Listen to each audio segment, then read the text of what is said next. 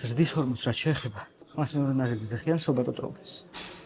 და მნიშვნელოვანია იმისთვის, რომ აღდგენითი პროცესები, კუნთის ზრდა და ცხიმის დაშლა დაიწყოს ისეთ სიჩქარით, რაც სიჩქარითაც გვინდა.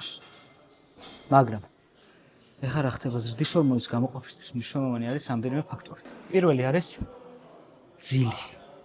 თუ კარგად არ გძინავთ, აზრი არ აქვს, იმიტომ რომ ზრდის ჰორმონი მოდის დაძინებიდან 2 საათის მერე.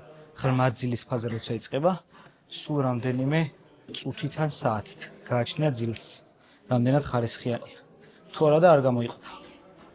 მეორე მნიშვნელოვანი ნაწილი, რომელსაც უმეტესწილად არ მობენ ხოლმე არის ვარჯიში. ზრდის ჰორმონი გამოიყოფა, როდესაც ვარჯიში მიმდინარეობს 55 წუთიდან 60, ალბათ მაქსიმუმ 70 წუთის განმავლობაში. მერე უკვე კუნთები ისტრესება და გამოიყოფა სტრესის ჰორმონი. მესამე არის ცილის საკმარისი რაოდენობით მიღება. თუ რა თქმა უნდა ცილას არ იღებს საკმარისი რაოდენობით, ზრდა შეფერხდება. ხო და ბოლო არის შუალედური შიმშილი.